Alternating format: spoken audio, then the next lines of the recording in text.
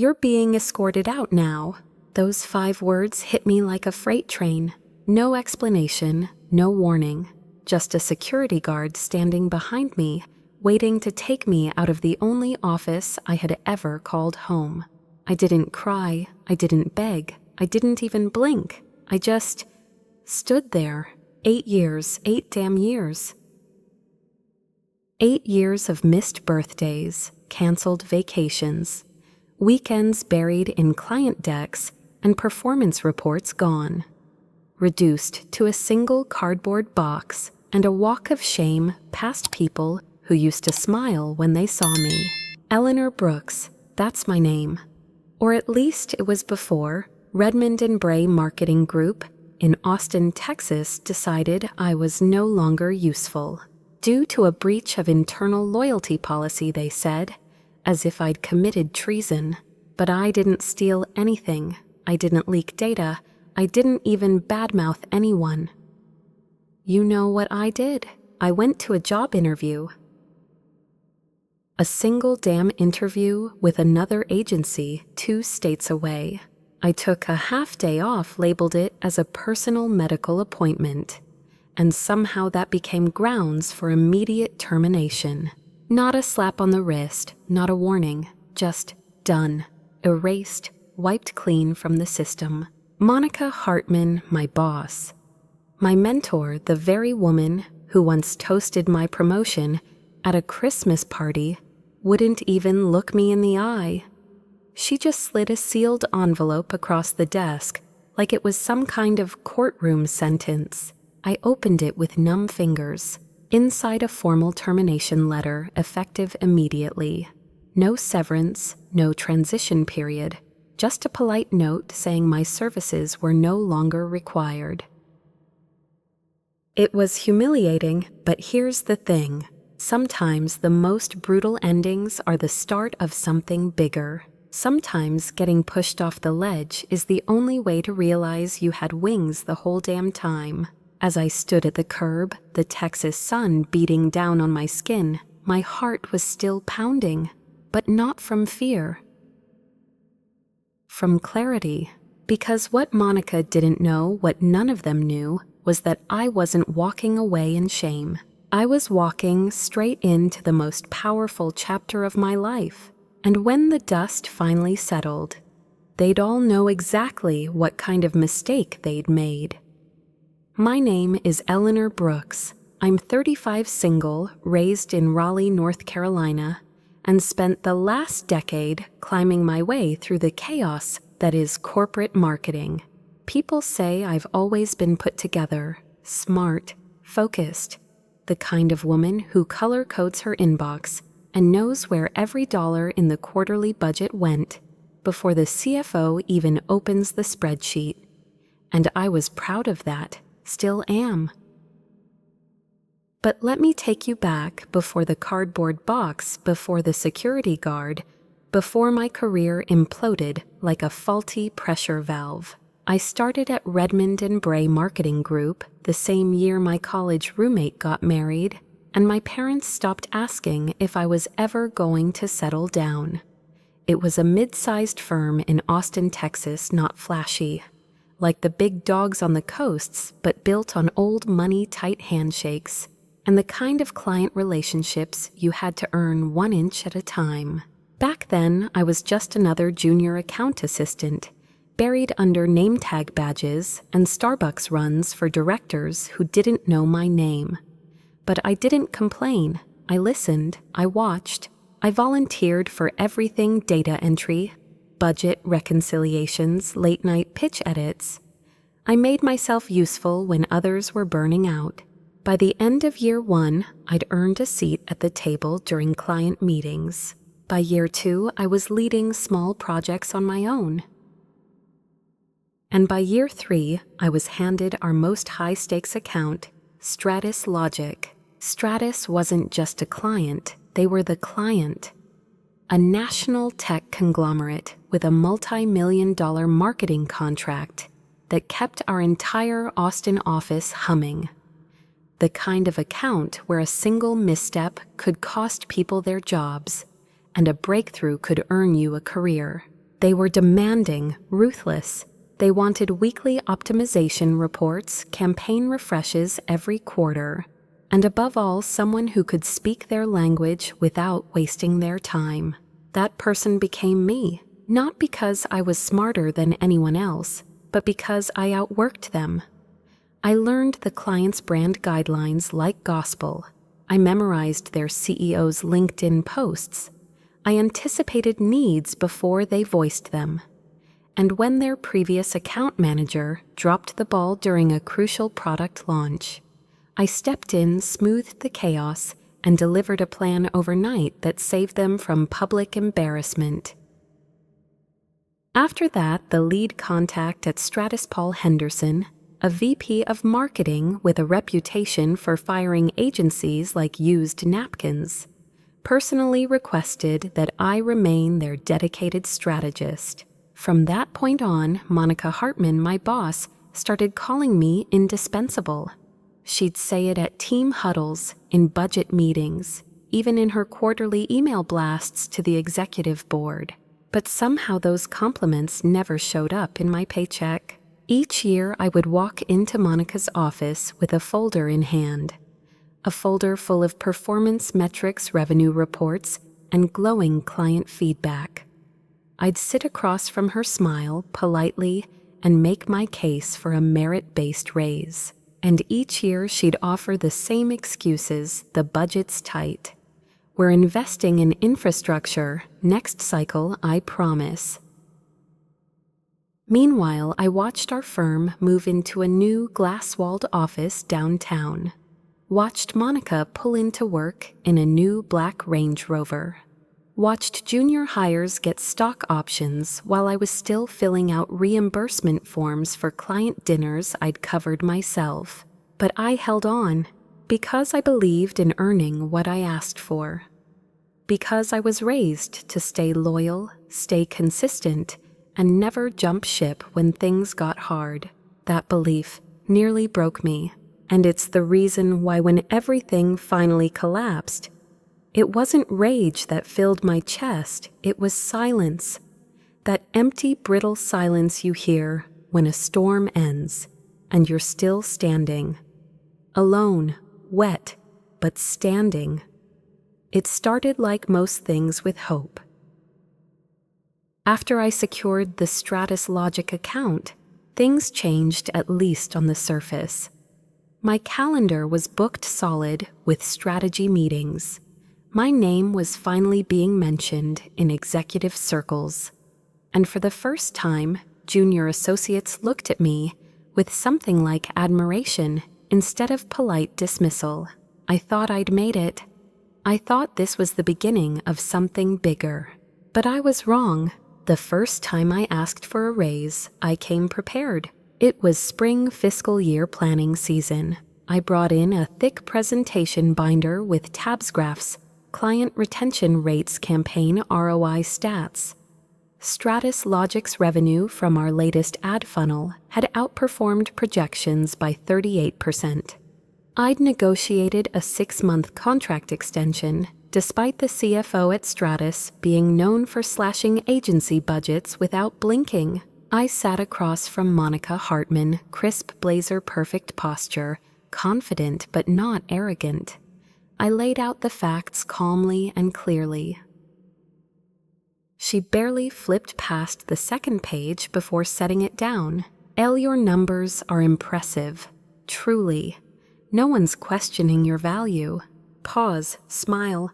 But we're facing a very delicate budget situation right now. We've got hiring freezes, operational cuts. If I make an exception for you, it opens the door for a dozen other requests. I nodded, took it on the chin, told myself she was being honest, that next year things would open up. That was mistake number 1. The second year, I doubled down. We brought in 2 new enterprise clients, both worth 7 figures annually. I was lead strategist on both. One of them came through a direct referral from Paul Henderson at Stratus. He literally picked up the phone and told another tech CEO, "If you want real results, ask for Eleanor Brooks. This time I didn't just bring numbers. I brought testimonials, award nominations, screenshots of client emails with words like visionary, indispensable, and a rare kind of leadership. Monica's office had changed by then. Sleek furniture-framed industry awards, a larger window with downtown views. She offered me coffee from her Nespresso machine, complimented my initiative, and then delivered the exact same speech. "We're still in growth mode," she said. "Expanding infrastructure takes priority, but believe me, people are noticing your contributions." That was mistake number 2. By year 3, something inside me had shifted. Stratus had just increased their yearly budget with us by 42%, the largest increase since their onboarding. The retention rate of my accounts was near perfect. Other departments had started consulting me for cross-functional campaigns. At this point, I wasn't just part of the team, I was the damn engine keeping the team afloat. So I didn't walk into Monica's office with hope. I walked in with resolve. I didn't ask, I stated, "I've spent the last 3 years increasing revenue, managing our most demanding clients, and building loyalty beyond what most agencies dream of. I'm overdue for a title adjustment and salary that reflects this. And if it's not feasible here, I need to start looking elsewhere." She didn't flinch. Her fingers steepled under her chin, voice calm as ever. "Your performance is exceptional, no question. But we're diverting resources into digital integration this year. I do want to revisit this in the summer." It was the same broken record, but this time something cracked. I walked out of that room back straight, hands steady. And later that night, for the first time in 8 years, I opened a blank document and typed the words "updated resume," not out of revenge, not even anger. Out of self-respect, because somewhere along the line, I had allowed my loyalty to become a leash. I had convinced myself that being the good soldier would eventually lead to reward recognition, reciprocity. But it didn't, and the real insult, I wasn't even surprised anymore. It had become a pattern, one that Monica had no intention of breaking. I had become too convenient, too reliable, too comfortable to promote. She knew I wouldn't push, that I'd keep showing up early, staying late, fixing what others broke, and asking for nothing in return. Until I stopped. That night I reached out to a few trusted contacts. I didn't post publicly, I didn't make noise, I kept things quiet, respectful. But I was done waiting. What I didn't know, what none of us knew, was that Monica wasn't just ignoring my worth. She was threatened by it. I didn't think much of it when I got the LinkedIn message. Just a short, polite note from Graham Keller, CEO of Lucent Blue Strategies, a Denver-based marketing firm that had started making waves with its AI-powered analytics and radically agile team structure. They'd just landed 2 major national retailers as clients and were growing fast. He'd written, "Eleanor, I've followed your work with Stratus Logic for a while now. If you're ever open to a conversation, I'd love to connect. No pressure." I stared at the screen for a full minute, thumb hovering above the reply button. Lucent Blue was everything Redmond Bray wasn't: innovative, decentralized, transparent. I'd read about them in Adweek and Fast Company. They weren't just keeping up with industry change, they were driving it. I replied the next morning, "Happy to chat, appreciate the kind words." We scheduled a Zoom for that Friday. I told Monica I'd be out for a dental cleaning. When the call started, Graham didn't waste time with fluff. He said, "I've seen how you've scaled that Stratus account. I know what kind of politics it takes to do that in a firm like Redmond. You've done more with fewer resources than most teams of 10. I blinked. No one had ever said it so plainly before. "I'm not poaching," he clarified. "We don't do that. But if you're considering a change, we're about to build something big. And I think you'd be a hell of an asset." I asked him to tell me more. Lucent Blue had just signed a multi-year deal with Civic Systems, an emerging tech giant specializing in public sector digitization.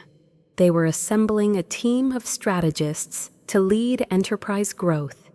And Graham didn't want ladder climbers. He wanted builders. He wanted me.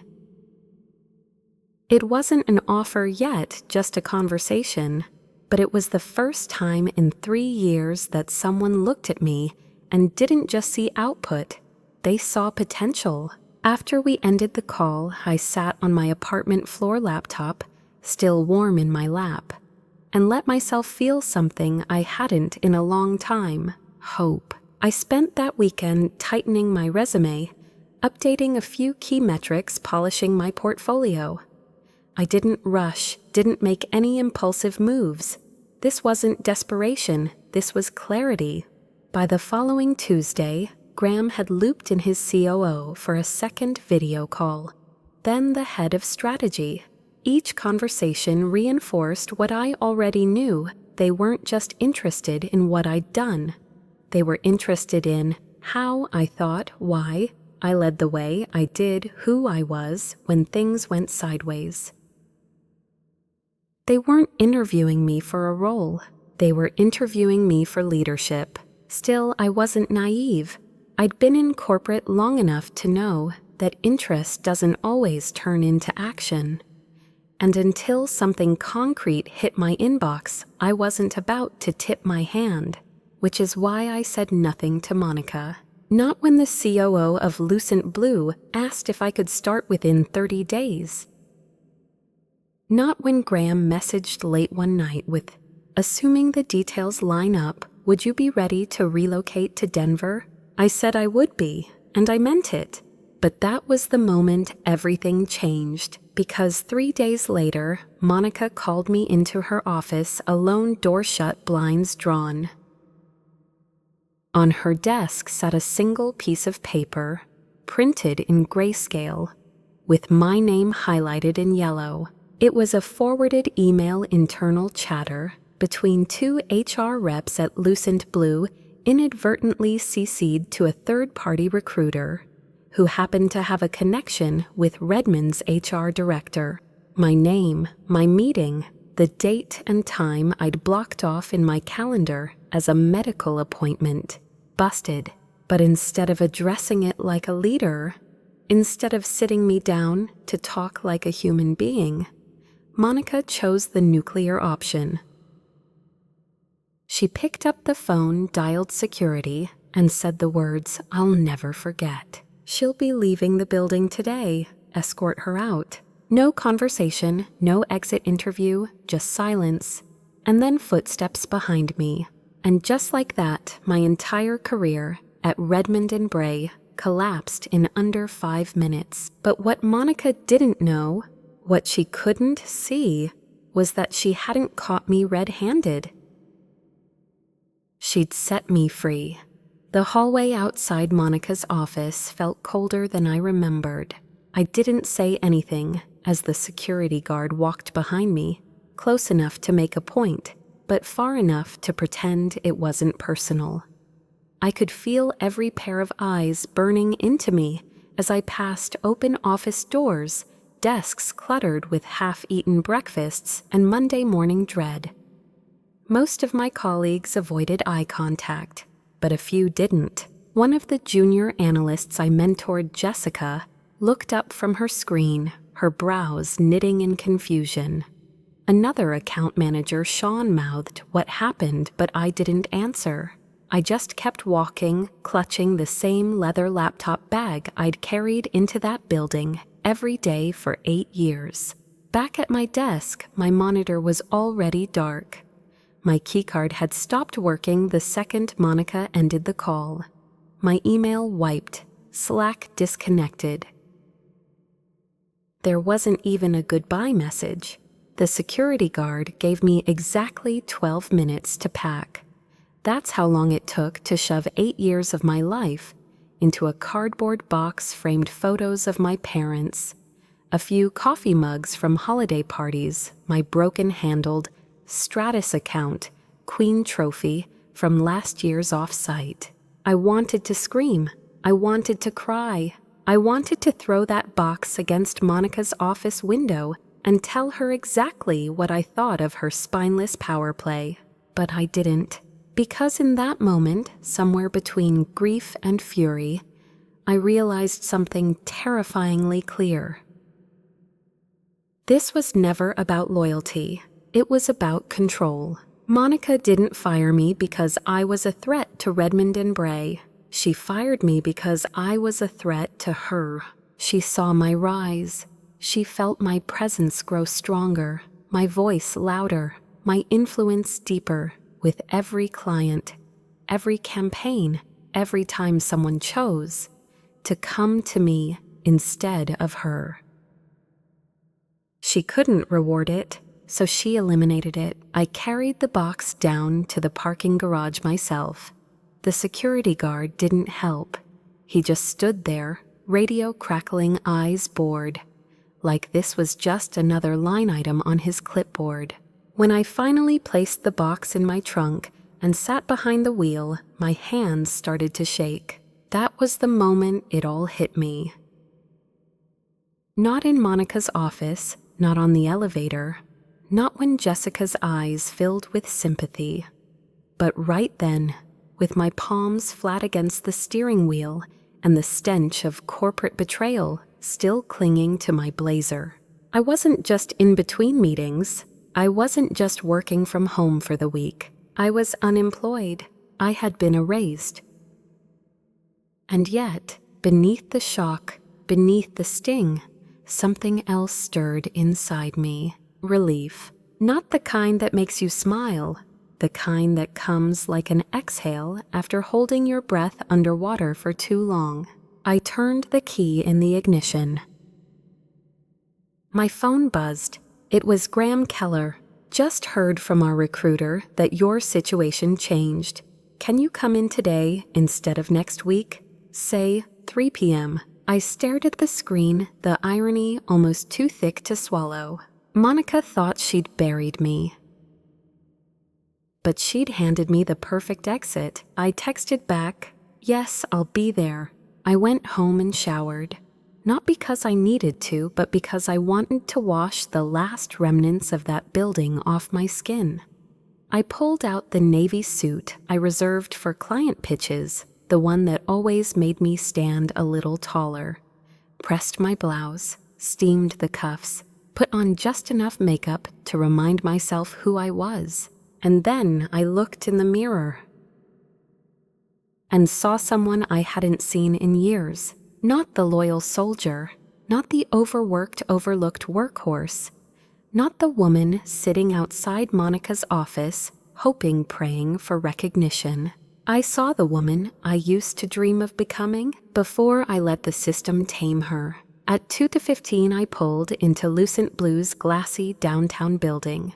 No beige walls, no flickering lights, just clean, confident design and an energy in the air that made me feel like something real could happen here. Graham met me in the lobby himself. Tall, crisp gray blazer, calm, observant eyes. "Eleanor," he said, extending his hand. "I'm really glad you came." "Me too," I said, gripping his hand like I meant it. We walked past open workspaces and communal tables where small teams collaborated with a kind of effortless flow that felt foreign but freeing. No fake smiles, no stiff body language, just motion momentum. His office was minimalist, nothing like Monica's trophy wall. A coffee maker, 2 chairs, a notepad.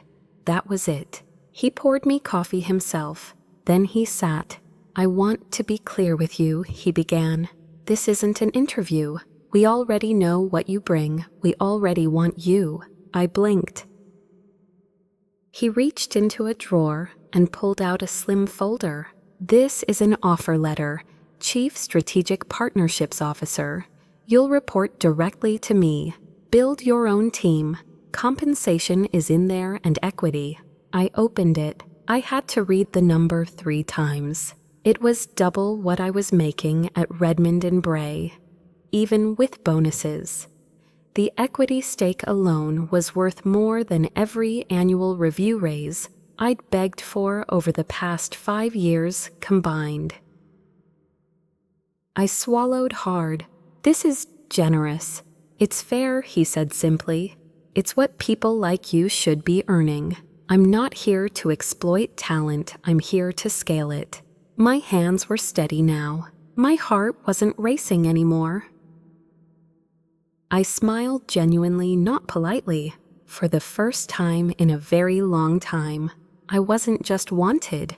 I was valued. I left Lucent Blue's building that day feeling different, lighter, not because I had a job offer in hand, not even because the number on the paper nearly knocked the wind out of me. It was because, for the first time in years, I didn't have to prove myself to anyone. They already knew. Graham had known before I walked through the door. His team had done their homework. My work spoke for itself. There were no riddles to solve, no tests to pass, no hoops to jump through. It wasn't just liberating, it was validating. That night, I didn't open a bottle of wine or call everyone I knew with the news.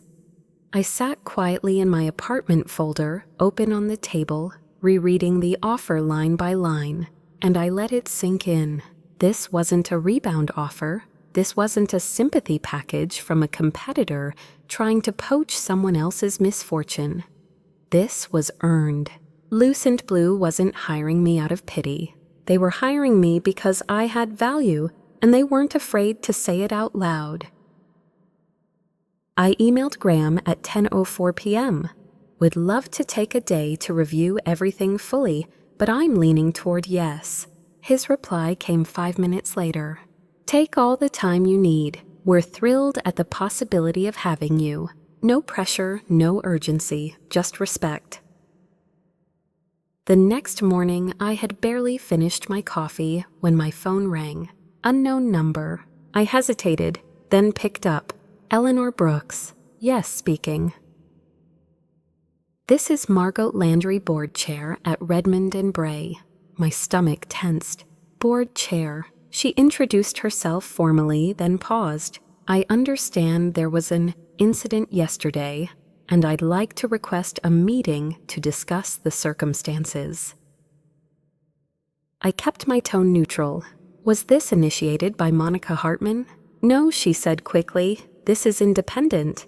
Her decision to terminate your employment was not communicated to the board in advance. We were made aware after the fact. There it was, the backpedaling. The realization that firing me wasn't just a managerial decision, it had consequences. Big ones. I appreciate the call, Ms. Landry, I replied. But I've already received and accepted an offer from another firm. A pause. If I may ask, which firm? I'm not at liberty to share that at this time. She tried again. If compensation was the core issue, I'm confident we could revisit previous discussions. I smiled, though she couldn't see it. It wasn't just compensation, I said quietly. It was how long it took someone to recognize what I was worth. We ended the call with polite formalities, but the message was clear. They weren't sorry they lost me. They were sorry they lost Stratus, and they should have been. Later that week, I drove back to Lucent Blue to sign the final paperwork. It was quiet in the office midday lull. Graham wasn't there, but his assistant welcomed me like I'd been part of the team for months. The HR rep who handled my onboarding, Marla, was quick, efficient, and professional. She walked me through benefits, workspace requests, relocation support.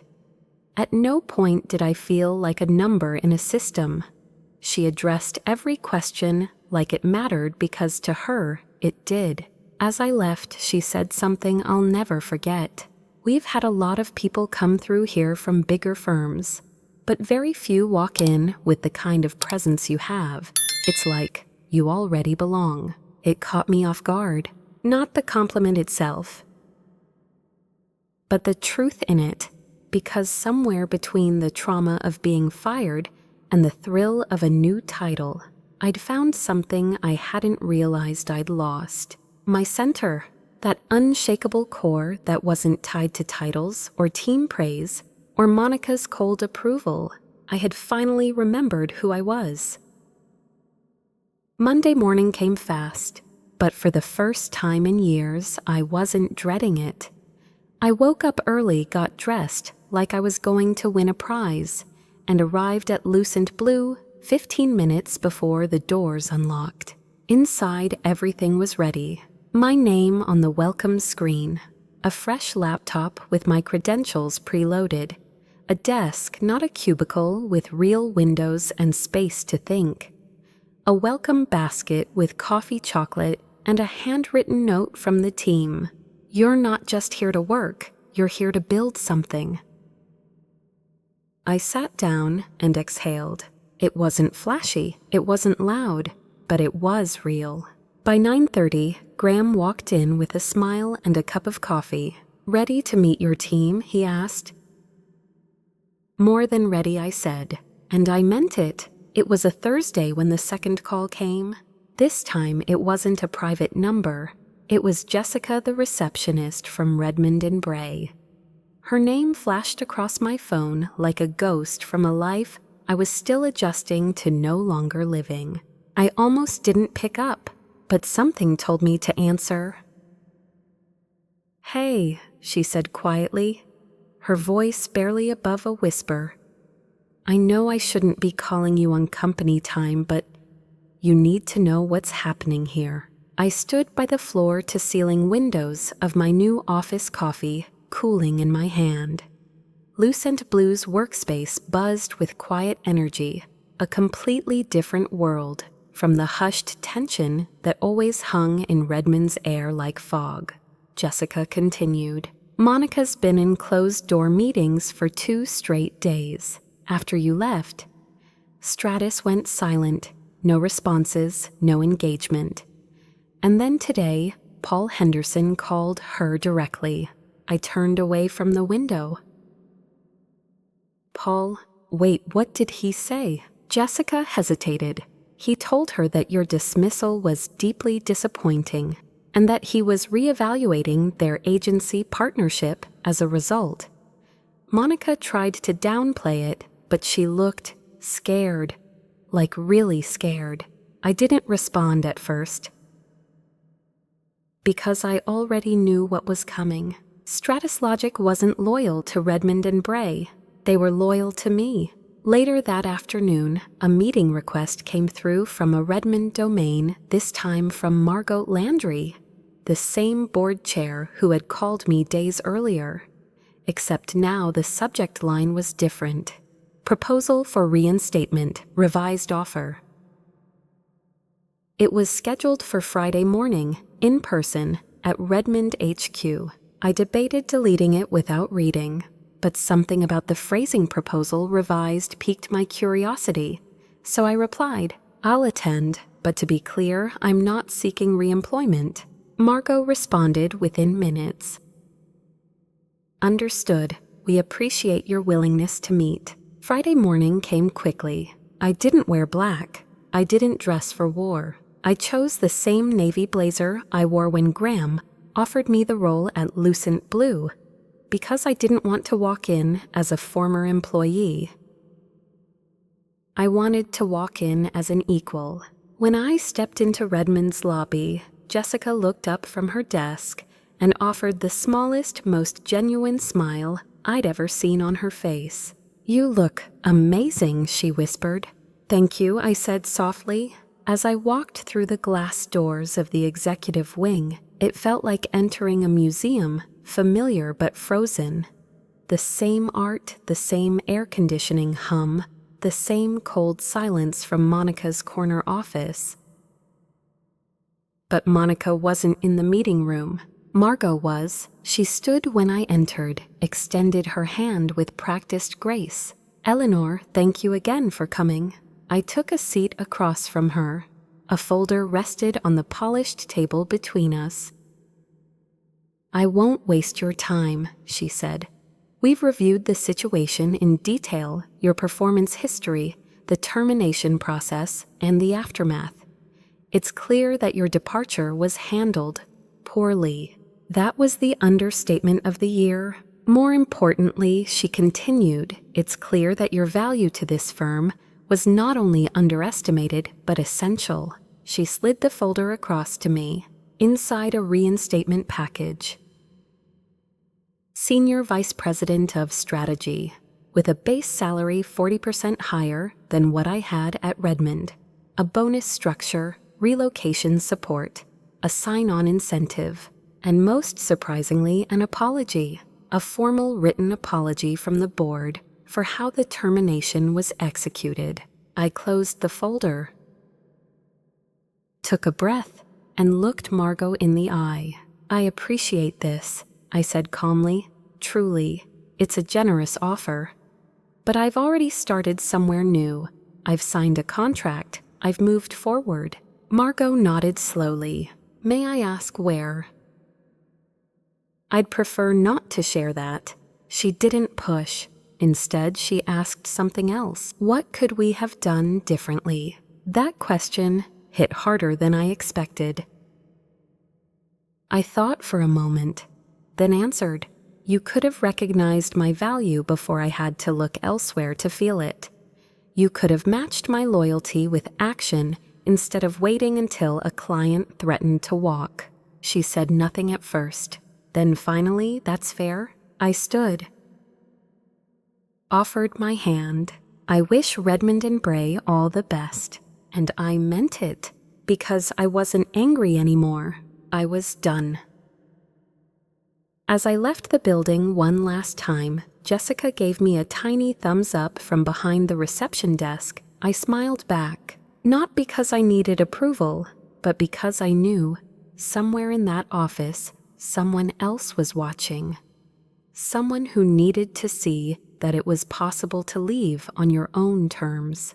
That day, I didn't just turn down an offer. I closed a chapter with grace, with dignity, with power. The email went out at precisely 10:47 a.m. on a crisp Wednesday morning. Subject line, transition of agency partnership, immediate action required. It was direct, professional, no dramatics. But for anyone inside Redmond Bray who understood what that message meant, it might as well have been a detonation. Stratus Logic was ending their contract. After 8 years, after tens of millions in campaign revenue, after countless strategy sessions and launch events and sleepless nights, they were done. The email outlined the standard closure terms. Final asset handoff by end of week. Transition protocols, legal language. But what made it impossible to ignore was the final sentence. Eleanor Brooks, now Chief Strategic Partnerships Officer at Lucent Blue Strategies, will oversee the transition on behalf of Stratus Logic. No italics, no bold, no blinking red font. Just my name, sitting there like a quiet earthquake. From what I later heard through Jessica and others still inside Redmond, the reaction was instant and chaotic. Monica stormed into an emergency strategy meeting, face-pale voice, sharp enough to cut glass. Some claimed she threw a binder across the room. Others said she tried calling Paul Henderson directly and was immediately forwarded to his executive assistant, who never called back. Either way, one thing was certain. Monica had finally realized the depth of the hole she'd dug. And she'd handed me the shovel. The beauty of it all, I didn't have to lift a finger. No smear campaign, no whispered gossip, no bitter LinkedIn posts. I never once badmouthed Redmond Bray. I didn't need to. Because when people ask why clients leave agencies, It usually comes down to 3 things: communication competence and continuity. I had been all 3, and once I was gone, the gap became undeniable. Lucent Blue's executive team didn't even hesitate. They brought me into the decision-making room not because I asked to be there, but because they trusted my insight. I made it clear that despite my history, we should evaluate Redmond like any other potential partner. No bias, no grudge, just facts. Their work was acceptable. But the cracks were obvious: missed deadlines, sloppy briefs, creative that felt 5 years behind. And worst of all, no one on their team seemed to own anything. It was like the spine had been removed. Paul's voice was the final nail in the coffin. We stayed with them because of Eleanor. She's gone. So are we. When the vote was called, the board chose to move forward with Helix & Main, a rising boutique agency out of Chicago with a killer digital presence. The deal was signed, the papers were filed. And I, ironically, was the one tasked with emailing Redmond's new interim account manager. The message was brief. Hi, Andrew. As discussed, please prepare all creative assets reports and active campaign materials for transfer to Helix & Main by EOD Friday. Appreciate your cooperation during this transition. Best, Eleanor Brooks, Chief Strategic Partnerships. Officer, Lucent Blue Strategies. I didn't gloat. I didn't write anything for effect. But the silence that followed, that said everything. Over the next week, 3 Redmond employees reached out to me privately: a junior strategist, a designer, and unexpectedly, Jessica the receptionist. They each said the same thing in different words. I'm updating my resume. You were the reason I stayed. It was flattering. It was sad. It was inevitable. The company that once called me irreplaceable had tried to erase me and ended up erasing their future instead. Monica. She didn't reach out. But one morning, Graham walked into my office with a slight smirk. She applied, he said. Who? He raised an eyebrow. Guess. I stared at him for a long second, then laughed. It was dry, disbelieving, not cruel but full of irony. You're kidding. Nope. Senior strategy role. Said she admired our culture of innovation. Are we calling her back? He shrugged. Don't think it's necessary, and that was that. No revenge speech, no courtroom-style confrontation. Just a quiet, undeniable shift of power. She tried to bury me and ended up standing at the door of the company I helped build, asking for a way in. I never responded, not because I was bitter, but because there was nothing left to say. Success did the talking for me. It's been 11 months since that final email, since I walked out of Redmond Bray's revolving glass doors without looking back, and stepped into a future I didn't even know I deserved.